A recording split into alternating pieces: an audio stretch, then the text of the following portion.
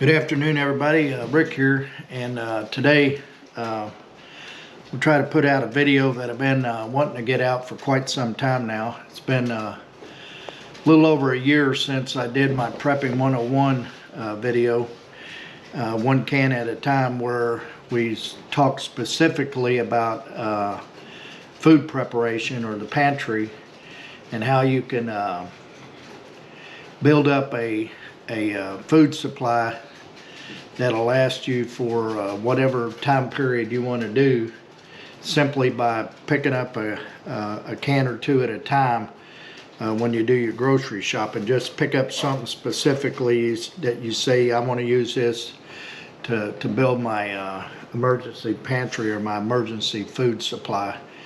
And I'll leave a link to that in the description, as well as I'll try to put it on the end screen to where you can click to it and go back and look at that if you want to. I do plan on showing you the inside of the pantry again, to give you an update kind of on where I'm at this stage, and see how it went. I signed up on Facebook on a couple of these prepper sites. And this one site I'm on, man, I tell you, it's when they look at prepping with HFTF scenarios, they are to the extreme. They look at a World War III scenario, a nuclear war scenario, an apocalypse scenario, and it's predominantly a gun site. It's how I build my gun builds, and how does my AR look, and all that. Seldom do you get into the, what are you going to do about food preparation, what are you going to do about shelter, what are you going to do about power outages, what are you going to do about water supply and things like that. Although it will hit on it, but you're looking at 80-85%, maybe as much as 90%. It's all gun builds. There's a significant number of people out there that, under a SHTF scenario, they fear for their own safety, the safety of their family, and they're geared toward killing people to protect. I'm a little bit different. I kind of break SHTF scenarios down into three different categories, because not everybody's S is the same. When you look at the way I break it down, is I break it down, and there's three types of SHTF scenarios out there, and I'll break them down as the rabbit turds being one, coyote scat being another, and the bear crapping in the woods scenario. And a lot of these things that I'll talk about was able to help me survive the most recent SHTF scenario in my life, and that was the 43-day government shutdown, and most recently Winter Storm Fern 2026. Like I said, not all SHTF scenarios are the same for everyone, and although many of the YouTube channels focus mostly on EMP scenarios, cyber attacks, and World War III scenarios, I would classify those in the bare SHTF category. And if you're not prepared, there's a good chance you're not going to last long, maybe a couple weeks at the best. As a bare SHTF scenario is a bad situation. That's a bad scenario. I don't even know how to begin to prepare for a nuclear attack. I mean, you can disperse yourself. You can plan now to not live in cities that you believe are going to be targeted, such as Washington, D.C. or New York City, Miami or Los Angeles, something like that, and just get out of those areas and move out into the country in the lesser populated areas. But even those are soon getting to be pretty scarce out there. I look at your power outages for 2 or 3 days. The pandemic of 2020 that we went through, that well, maybe not everybody's going through it, but most of the folks my age have definitely went through the pandemic of 2020, and I look at them as kind of like your coyote scat scenarios. They're bad. They're not fun. I mean, I went to the grocery store. I went to multiple grocery stores every day trying to find chicken, trying to find burger, trying to find a steak, trying to find pasta. You couldn't even find a pizza. If it would fit in a microwave at all, or even your canned foods that you could eat right out of the can, it wasn't to be found for a long period of time. We also had a granddaughter at the time. She was still on formula, and even finding something like formula was a nightmare for us, and we weren't prepared for it. But did we survive it? Yes. Did anybody die from it? No. And there were people who died from COVID, but they didn't, in my family, they didn't die from, we didn't lose anybody because they weren't prepared. We didn't have enough food, or we wasn't able to get formula or something like that. We were able to manage, but it wasn't easy. And then I look at unexpected expenses, such as needing a new tire. You have a blowout on your vehicle, and you're running it off of a donut, or in my case, I needed a new tire, and I threw the new tire on, and the next thing you know, that thing was flat.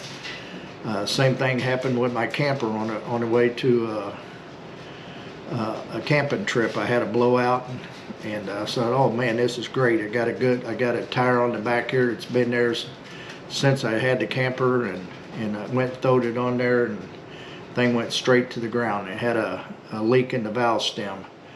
So I look at those things, needing a new battery for your car or something like that, as they're bad scenarios.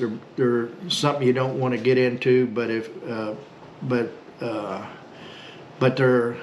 they're not nowhere near as big as a coyote scat situation or a bear Shtf situation, and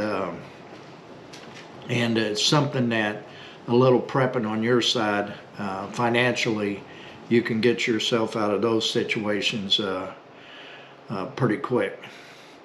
So that's kind of the way I look at them: rabbit turds, coyote scat, and bear S. And also prepping is more than just firearms, food, and water. An SHTF situation can happen at any time, and well before we get into the times that we'd need firearms, food, and water. I talked a little bit earlier about me surviving a 43-day government shutdown, but there was a lot of people impacted by the shutdown, not just myself as a federal worker, but people across the country were impacted. Some of them not really realizing it, but we had GDP losses were reported in the billions. SBA loans in the billions were halted. FHA mortgage insurance had significant delays. This one was widely talked about on the media. The SNAP benefits, they were disrupted. FAA mandated a 10% flight cut at your major airports, combined with the staffing shortage by your TSA, led to significant delays in air travel. TSA reported a 25% increase in their officers leaving their jobs during the shutdown compared to the previous year.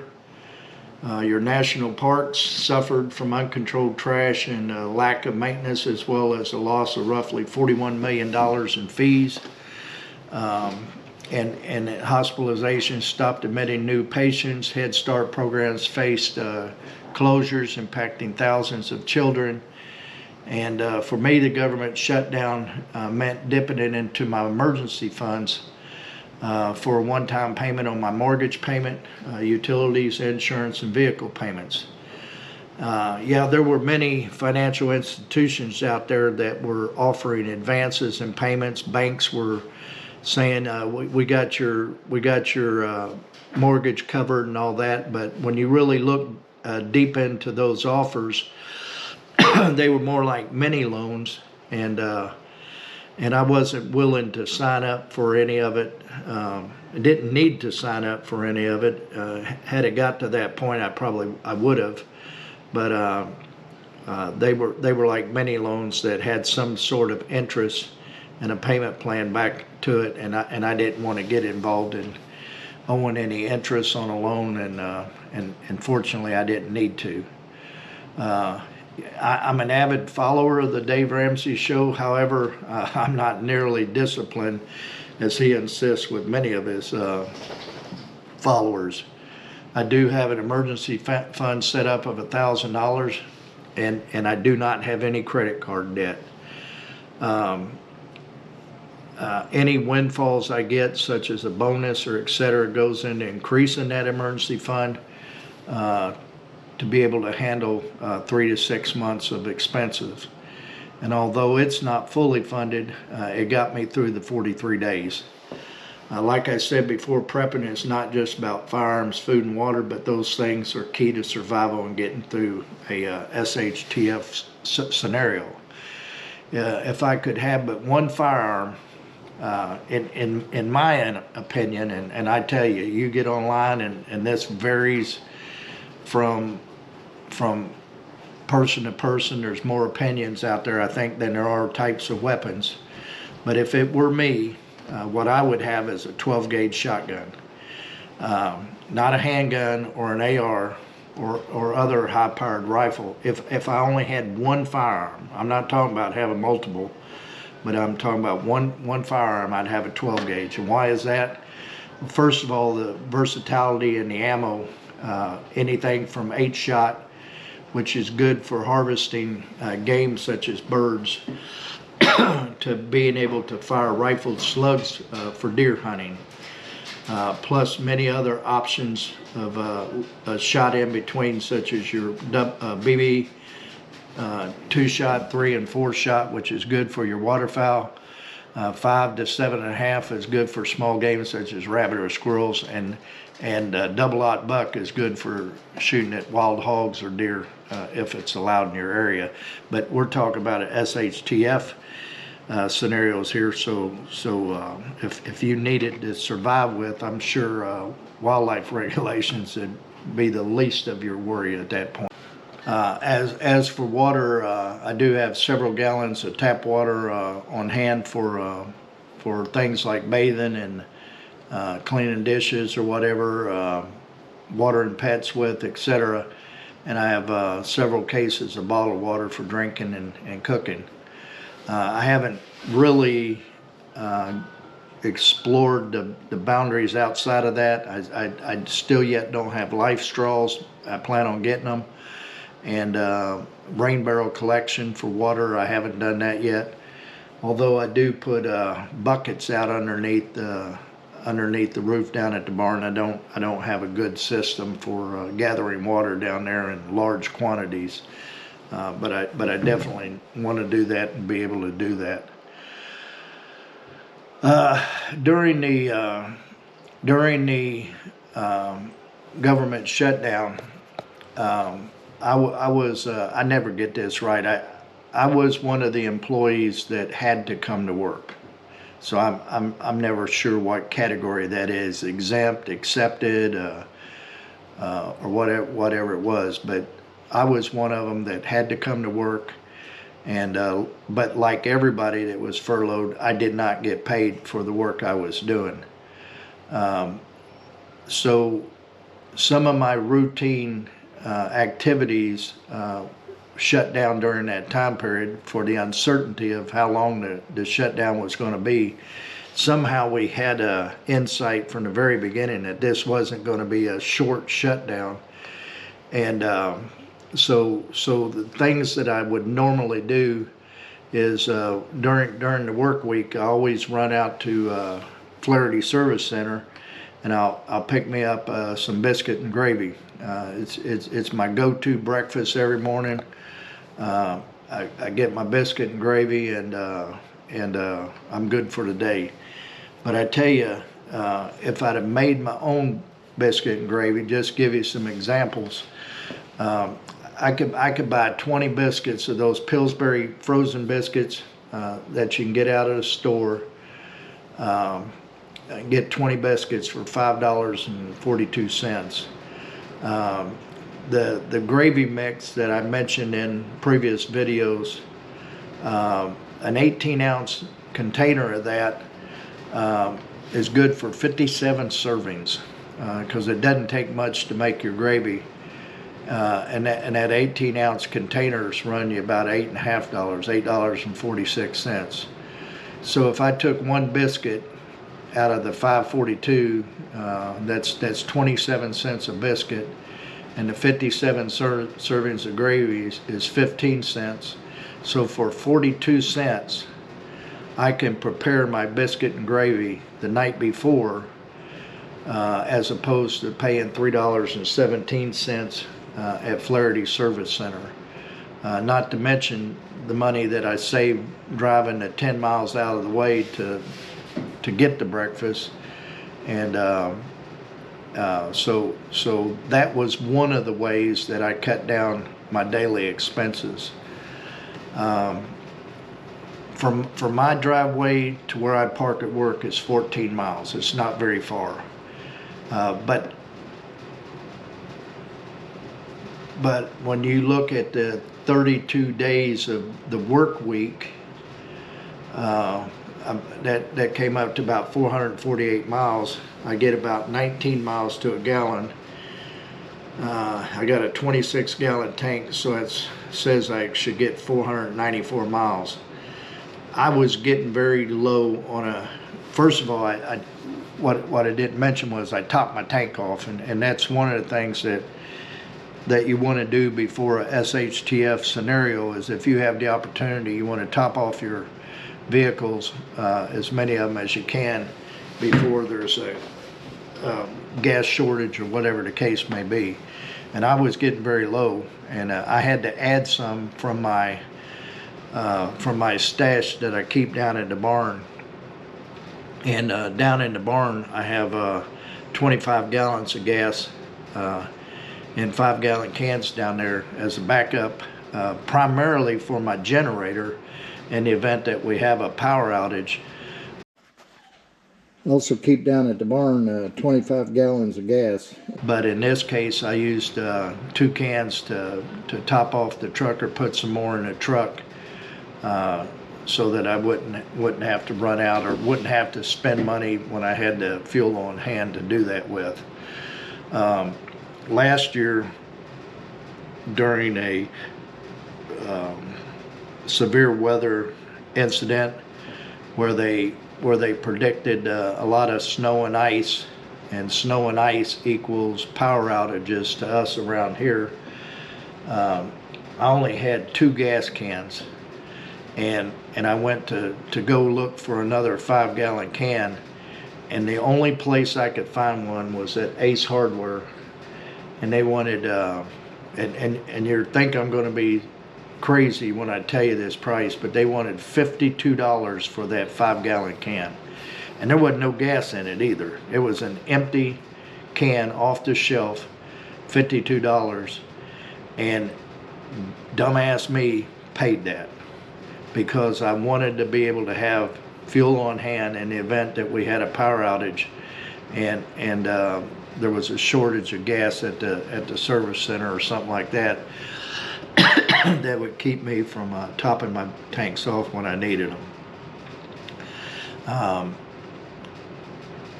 So I ate all my meals at home. I didn't eat any fast foods. You know, fast food or just eating out in general can be pretty expensive. I'm embarrassed to tell you what I spent per month last year for eating out, and I keep track of all my expenses. But it's more than I should have, and that's been one of my goals this year, is to eat at home more and save money there. For entertainment, man, I tell you, there's nothing, to me, it's 95% YouTube. I spend a lot of time down at the barn, and I do have a decent stash of cigars to where I didn't have to purchase any cigars during that time period. Prepping for the winter storm wasn't quite as exciting. I did have propane for all my propane tanks.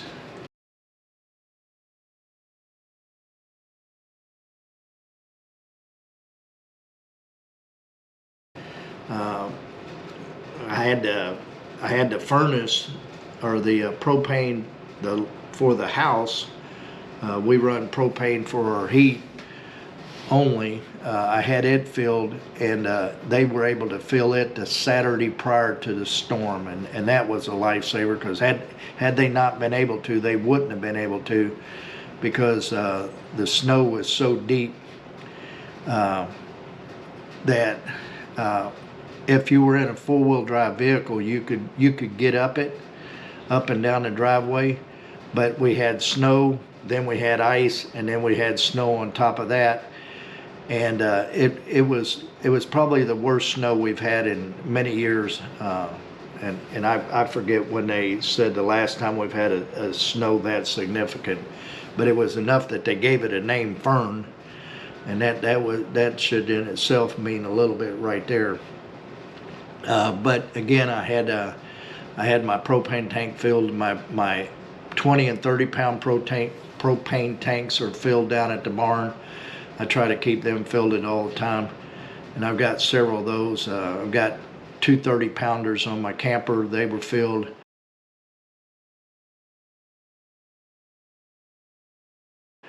And then I've got kerosene that I keep. I got a torpedo heater.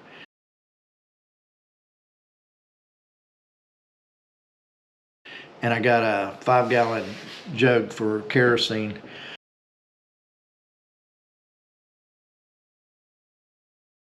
I don't use much kerosene, but sometimes when it gets extremely cold down in the barn, I can crank up that torpedo heater, and I can heat up my work area, or I can heat up the barn side where I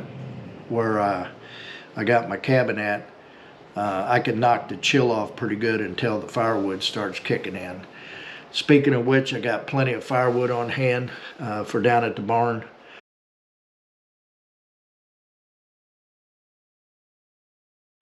And you know, I look at that's one of the places that if we were to lose power in the house and I were to run out of propane in the tank, then we would have been okay down at the barn, because I had plenty of firewood down there. I carried at least 4 ricks of wood on hand at all times, and I rotated out, so I'm not burning this year's wood. I'm burning year 2 and year 3 wood, so it's going to burn good, burn hot, and I'm pretty comfortable in that respect. But I tell you what I did that probably was one of the best choices I made was I took off the Friday before the government shutdown was going to happen. It happened on the 1st of October, so I took off that Friday before then, and I went down to my deer camp, and I hooked up my camper and I brought it back.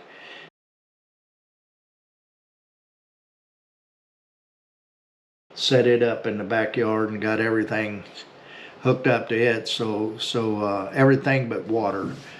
Uh, with it below freezing, I still don't run the water out of it, but I've got heat in it. I've got the ability to cook in it.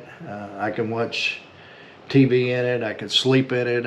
It's a warm area, and that's our primary backup in the event of a storm or power outage. And the generator, I keep it between the house and the barn. And then outside, already pre-positioned between the house and the barn, is my generator. I got it covered up, but already got it full of fuel, started it up. But I've got it as backup again in case of loss of power. I can run cords up to the house, keep those freezers and the refrigerator running, and then run it over to my camper. And again, use it as backup for living out of. Run it to the barn, and then from the barn back to the camper, and that gives me my power down there, so I have power down there as well. And then the other thing I have as a backup for power is I bought a Blue Yeti power station off of my son.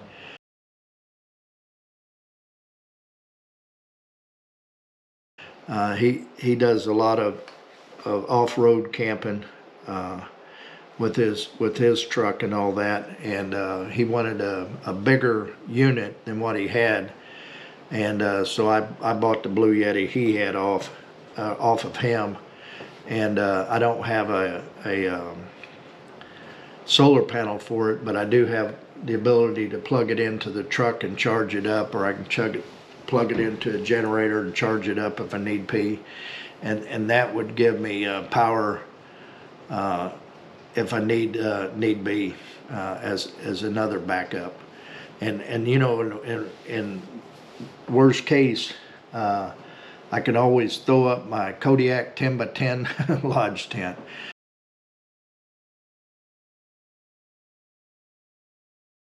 I got a wood stove for it. Well, this is the inside setup for right now. Throw that Blue Yeti in there, and Rick Russell is living the dream. I'm happy to go. So I've got my shelter and my warmth taken care of. Trust me. What I didn't do, and didn't think I needed to do, is stake out the driveway. I couldn't find it. The snow was deep enough that it covered the depth of the grass, and I couldn't tell where the grass was, where my yard was versus where my driveway was. And you might think, well, everybody knows where their driveway is, but mine's a serpentine driveway. I mean, I don't know how long it is. I never do, but it's not a I'm gonna run and check the mail and go out the door and be back in 5 minutes. So, but it serpentines down. It comes from the back of my house. It curves around to the north side of the house, and on that north side I've got what I call the bowl. It's a big sinkhole area. And if you get too far to the right, drive off into that, you're not getting out of that without getting a wrecker, or wait till spring. And then you'll be lucky to get it out then, because it's going to be wet down there. But then it goes around the side of the house, and then when it gets into the front of it, it curves to the left and it curves back to the right. And I didn't know where it was. And on the second or third day of the storm, I needed to make a run for the wife, and I got out of the garage okay. I got down the drive pretty much okay until I got to that first hard turn to the left, and I ended up going straighter than I'd planned on. And when I did, I drove off into my yard, And as soon as I got on the right side of that yard, my truck just sunk out there in the snow and mud and all that. So I got it stuck down there, and it stayed that way overnight. And then the next day, my buddy Will came over and he helped. He first of all took me into town. I made the run I needed to make, and then came back and was able to get the truck pulled out to where I can at least park it at the end of the driveway, and that's where it stayed for almost 2 weeks before the warm weather came in and finally cleared the driveway up enough to where I could get up and down it. Normally I have a neighbor who has a skid loader that will come over and skid load the driveway for me, clear the driveway for me. But he wasn't able to do it because of his work, number one, and number two, the batteries were down on his skid loader, and he was having trouble getting it cranked up and fired up, so he wasn't even able to do his own driveway. But had I staked it out, and I plan on having that, buy me a bundle of stakes, spray paint the tops of them red or orange or something like that, and if we know we got a snow coming up, I'm gonna go down there and stake that driveway out enough to where I know where it's at, and then if I had to, pull from my emergency fund and have somebody come up and clean my driveway off to where I can at least get up and down it. There wasn't no salt to be found nowhere, but I did put some cat litter down for the wife. I put some cat litter down so we could walk down to the truck, because that snow, when it did start melting, it turned to solid ice again, so you couldn't even walk out of the house without falling. But I put some cat litter down, and that cat litter, that clay in it, retains heat. And by the next morning, I had a walking path right down to the bare ground. So I don't know about how many cat lovers are in my area, but I went to Walmart and I bought about 400 pounds of cat litter between the Walmart in Ratcliffe and the Walmart in E-Town, and cleaned them out of their stuff. But I was able to clear the whole driveway to the point where the wife and I can get our vehicles up there with cat litter. And cat litter ran about $6 for a 25-pound bag, as opposed to ice melt and salt that they were getting 2 and 3 times that for it. So something to think about there. And I told Janelle, I said, but you know, I learned from my mistakes, and I told the wife, I said, you know, I'm gonna have a pallet of dang cat litter sitting down at the barn, because I don't want to do this again. I don't want to have to walk down to my truck every morning that we're going to work, start it up, come back up to the house, finish getting ready for work, and then walk back down to the truck again, so that it'll be warm for her, which I don't mind that, but it's a lot easier when all you have to do is step out of the back door into the garage and start up your truck and warm it is than it is to get completely dressed and walk down the end of the driveway, start it up, and then come back up. It was a pain in the butt. So if it's a pallet of cat litter that's going to save me, then I'm going to have a pallet of cat litter on hand to save me up. So as for prepping for a SHTF scenario, or prepping for prepping 201, in a kind of a nutshell, it's having cash on hand, small bills in the event of a power outage. So when I do get my biscuit and gravy at Flaherty, I always pay with either a $5 or a $10 bill, and I never break a $1 bill. I always save my $1.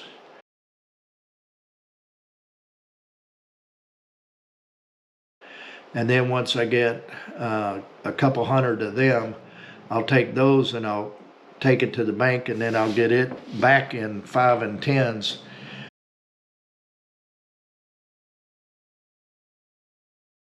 And then that goes into my SHTF fund in the event that we do have a power outage, the ATMs are down, grocery stores are running off of power, but they may not have the internet they need or whatever they need to run their registers or whatever. And we did this once last year. The registers were down at Flaherty to where they were writing their sales on a little piece of paper on a pad and paper. And at least with the $5 or $10 bills, they'll be able to handle your change better than walking in there with a $20, $50, or $100 bill.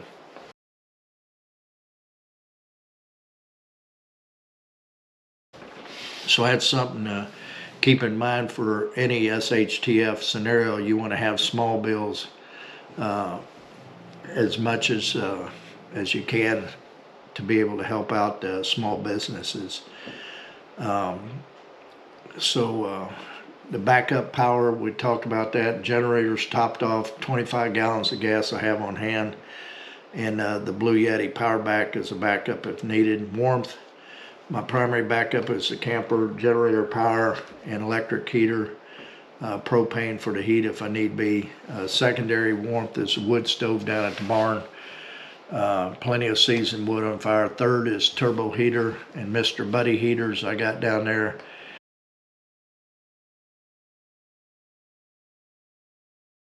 And the fourth, which if it were just me would probably be my first choice, is my Kodiak 10 by 10 lodge tent with the Alpine stove in place. Cooking, again, the camper.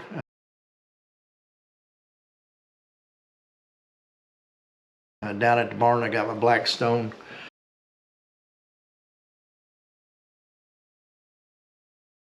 And and then I could also cook meals on top of the wood stove.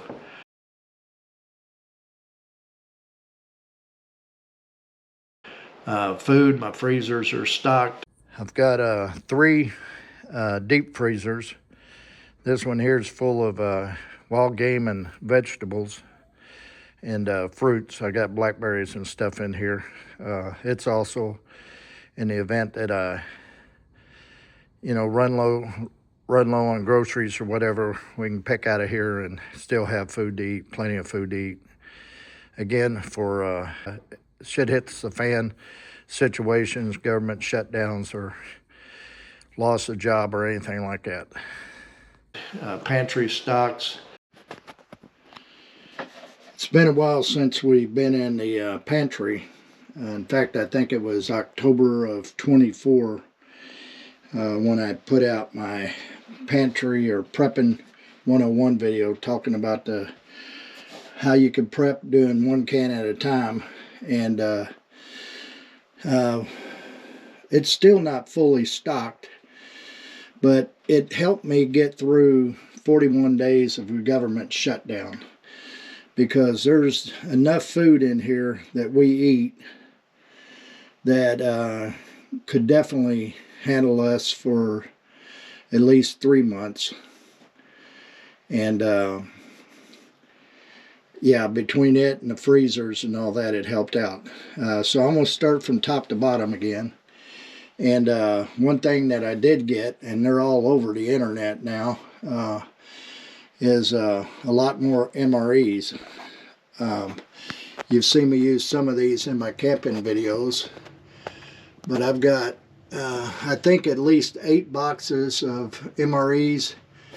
I got some religious meals, and then I got some other a different kind of meals. I even had to put a case down here. And I think what I'll do is once we hit 1,000 subscribers, and I'm at 638 now, so once I hit 1,000 subscribers, I'm gonna do a giveaway, and I'm gonna give away at least 1 case of these MREs. So help me out there. If you got family members that haven't signed up to the channel yet, get them to sign up. I could surely appreciate it. It's been a long haul so far, but I still got faith that we can hit that 1,000 mark. I also got some candles here in the event that I need to use them to heat meals or for lighting. Second shelf here, I got my tomato juices. I got store-bought and canned. My tomatoes didn't do as good this year. Well, I tell you, they did okay, but I had a dog that would eat them red right off the vine, so I had to figure out something there. Bread and butter pickles, some salsa, crushed red pepper, peanut butter. I'm stocked good on honey.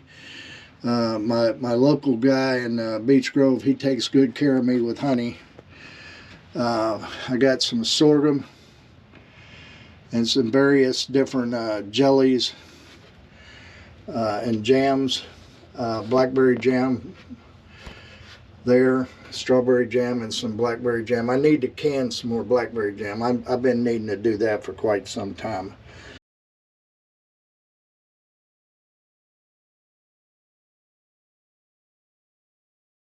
Still stocked good on corn. In fact, I didn't can any corn this year. I guess I'm not eating as much corn as I thought it was, but green beans, we've been doing pretty good on them.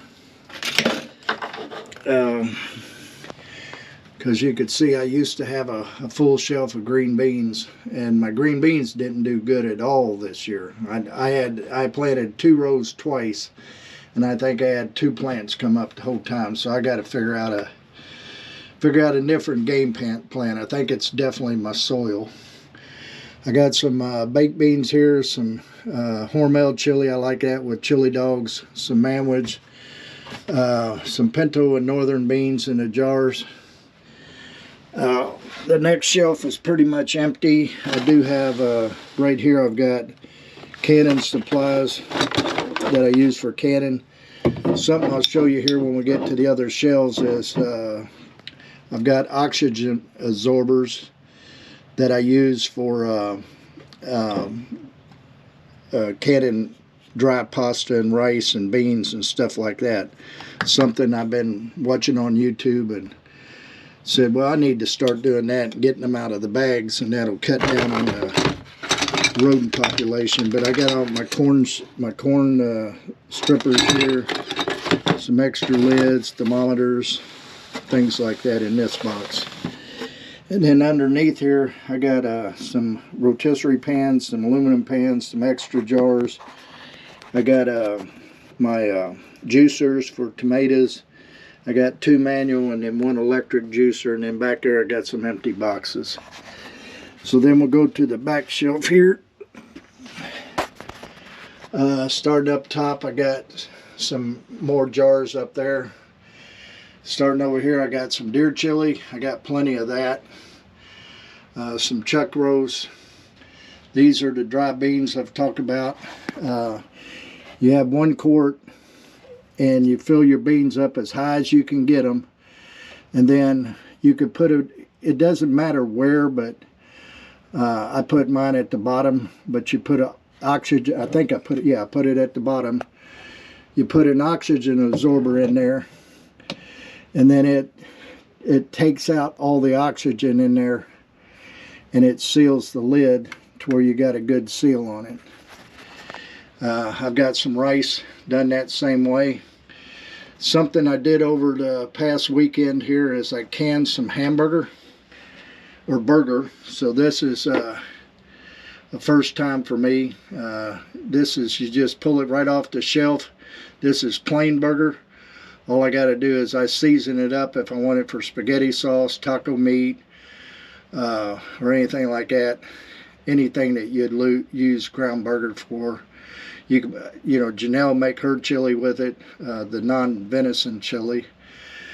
Some other pastas. I tried to do spaghetti, but I tell you, that was a pain. I mean, it's in there and it's sealed, but it's a pain. So what I'm doing with it instead is I'm vacuum sealing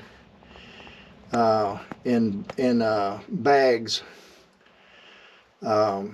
A pound of spaghetti at a time, and then I put it in one of my totes. And then I got the various pastas here, just regular noodles, panini, rotini, and this one over here, that was a request from Janelle and Kelsey for when they make their mac and cheese for Thanksgiving and Christmas. They have to have a special noodle, and it's a Salentia or something like that. And then I got some oil, vegetable or olive oil over here. My next shelf down, I got some chicken broth, chicken soup. I'm completely out of beef stock up here, but I do have bouillon cubes up in the kitchen pantry. Cream of mushroom, peas and carrots. These are always gone anytime I go to the stores, these little cans of peas and carrots, but they're great for making stir-fry rice and stuff like that, so I stock up on them. My cans of, here I got chili beans and petite tomatoes. That's what I use for our chili. And I just pair them up, you know, can of beans, can of tomatoes. That way I know I'm good to go. Pork and beans. One of my favorites is beans and weenies. You'll see that on a lot of my camping trips.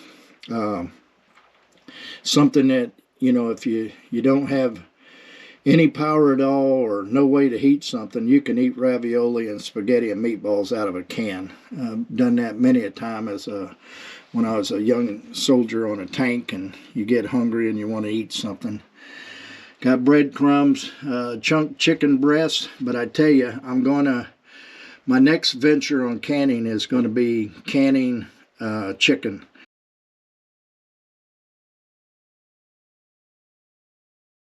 I want to can some chicken breasts and stuff like that so that I can get away from buying the store-bought stuff. Got tuna back there, plenty of cream style corn, and then back here I've got some different Alfredo sauces, 2 different kinds, 4 cheese, and I think roasted something back there. The next shelf down, I got the drink mixes. I did not put these in a big tote, but I think I'm going to get a smaller tote and put in here to put them in. That way, if I do get any rodents in here, and I have had a rodent in here, which is why, part of the reason why I went to canning my pastas and getting my totes all put together finally. Some syrup, some pasta sauce, some Rotel to mix up in there. This shelf is empty. Down here I got an extra pressure canner. I got some gallon jugs of water and some empty bottles that I'm going to use for something. I don't know if I'll put beans, rice, or something in them. They work for storing your dry stuff as well. Okay, on the back or the right wall here, I got my extra jars. I got plenty of quart jars, plenty of pint jars, and then I got plenty of lids. Lids is what you really, back during the pandemic of 2020, you couldn't find lids anywhere, and everybody was just, all of a sudden, everybody was wanting to grow gardens, raise gardens, and grow their own stuff and can stuff, and it went crazy. So when they did become available, I went crazy. But what I don't have is a bunch of wide mouth lids. I gotta get a hold of some of them. My next shelf, I use this canner the most. It's a Presto canner. Real good canner. I like it a lot. My water bath canner. And then here I got my dehydrator that I do my jerky with and stuff like that, and a big mixing pan. I put my rings in bags as opposed to running them on a hanger or something like that. I can just reach in and grab rings as I need them.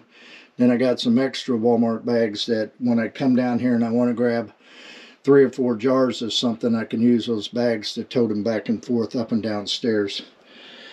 Got some drinking water, and then on the bottom I've got regular tap water that in the event that we do lose power and we lose water or something like that, I've got enough to get me through for a while to take care of feeding dogs and whatever personal hygiene stuff we need to do with that.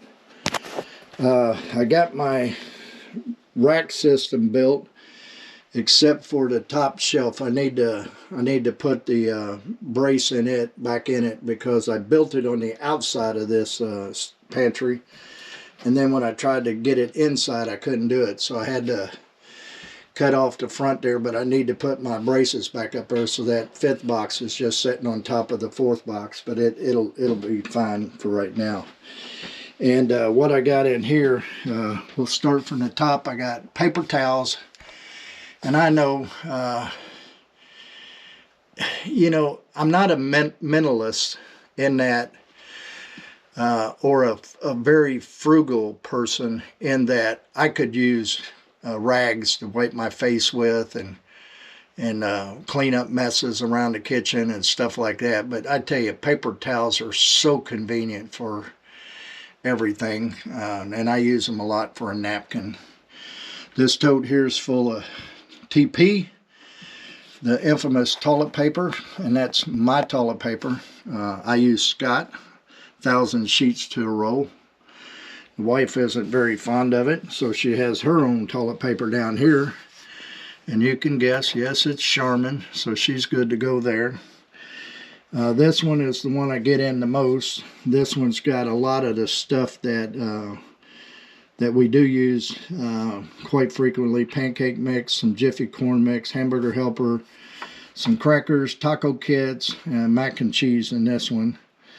And then down in the bottom, I've got more pasta that I've vacuum sealed, some ramen, tea, salt, canning salt, and sugar that I use for canning, and some miscellaneous condiments down there.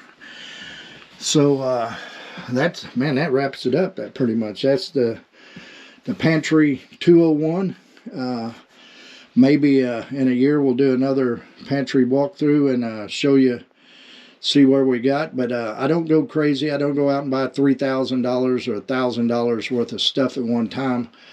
I just go when I go to the store. If I need a jar of something, or I'm getting low on something, instead of buying one, I might buy 2 or 3. And then I make sure the pantry gets its fair share. And then I stock the pantry upstairs. Keeping track of all this is a nightmare. But I do have a pantry checklist that I go with, an inventory here. And as stuff comes in, I update it, and as it goes out, I update it. So it's easy to lose control of what you got in here, and that way you end up with 20 cans of sweet corn when you don't need any. And I think I got about that many upstairs too. So the cream style sweet corn and the regular corn, I used to make a lot of corn pudding with it, with Jiffy mix, Jiffy mix. I think it's Jiffy mix, sour cream, and a can of regular corn and sweet style corn, and you mix it all together, bake it, and you got a cornbread pudding or something like that, and it's pretty good. I like it a lot. I don't think the family's a big fan of it, but hey, they'll get to be a fan if we're shut down and you don't have a paycheck coming in, and you need to eat to survive. This is your pantry's a critical part of that, and this one here got me through 41 days of the government shutdown. So that's a wrap on the pantry. From here we'll go check out other areas that help me out. I'm doing meals in a jar now. I'm canning meat. All you got to do is just open them up, heat and eat, and you're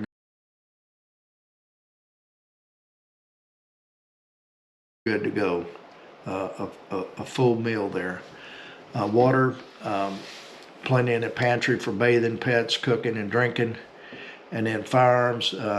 I told you if I had one gun, I have more than one gun, and I have various options available to be able to hunt for game if I need to be, and or home defense. Some of my other canning experiences is I can burger now, and you're looking at canning burger at about $5.98 a pound, and if you were to buy that Keystone canned beef, a 14-ounce can of that's going to cost you $22.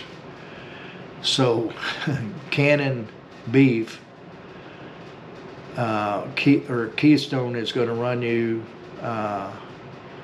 for a 3-pound thing of burger, or actually I guess for what I can do with 3 pounds of burger, it would take me a little over 3 cans of Keystone at 14 ounces to have the equivalent, and that would cost me $75, $75.46 for the Keystone burger, and it states that it has a flat 5-year shelf life, and then canning it myself, that's going to save me $57.53, and canning burger I can get 10 to 15 years out of it. So chuck roast, you can throw the cost of a chuck roast in, compare it to Diddy Moore beef stew. You're gonna save yourself some big money there. Chili wasn't too bad because there's a lot of chilies out there that are pretty cheap. And I don't consider my chili that I cook on the same level as Hormel chili. Hormel chili is more like a chili paste that's great for hot dogs or something like that. But you could still save money doing it that way. So canning meats and canning meals in a jar has been an experience for me that I really enjoy, and it's helping me build up my stock for those SHTF scenarios. So that's kind of it in a nutshell.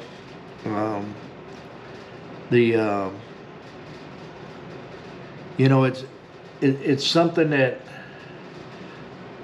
I'm not a panic prepper or anything like that. I don't sit up at night worrying about are we going to attack Iran? What's going to happen if we attack Iran? I don't worry about the government debt. I don't if there's a car parked at the end of my driveway and there's 2 young kids walking up my driveway with a 5-gallon can in their hand, gas can in their hand, I'm not going to turn my dogs loose on them. I'm not going to go searching for my handgun for fear that they've come to rob me of gas. But that's just the way I am. I'm going to look at it, okay, there's a couple young kids out there. They're out of gas, they need some help. They either know that I mow my yard a lot, that I probably got some gas on hand. They see me running a log splitter or whatnot, but they need some gas and they're going to come up, knock on the door, be polite, ask for some gas, and I'm not afraid of them. I'm just not one of those types of people that's in my SHTF thought plan or scenario. And I have friends who are, and it's scary. It's scary to the point that when I went over to their house, I certainly called them and let them know that I'm coming up their driveway, and let them know that I'm coming. I don't live in that kind of fear. So is that wrong? Yeah, maybe. but I'm not gonna shoot somebody over a 5-gallon can of gas either. So, and no, you can't have my 25 gallons of gas. Okay, I'm starting to ramble on here, so I just wanted to get that out there. Some things that helped me get through the 43 days of the government shutdown. We even had another one shortly thereafter. At the end of that CR, we had another one. Now we're good till the end of the fiscal year, end of September. But the second one was only a couple days, and it's actually part of it's still going on with our Homeland Security, and this video is nothing intended at all about governments, political sides, or anything like that. I've been working in the government for over 50 years, and I tell you, SHTF scenarios have happened under every administration, regardless of who owns the House, who doesn't, who owns the Senate, who doesn't, who's president, who isn't. It's just something that we all need to be prepared for. Prepare for it sensibly. Take care of your basic needs, and I think you'll do well. Okay, that's it. Rabbit season was a bust this year. February, I don't think we got out a single day because of the snow and ice, and that really sucked. But I do have some hope to have some fishing videos coming up, and we'll see how it goes from there. So y'all take care. See you on the next one.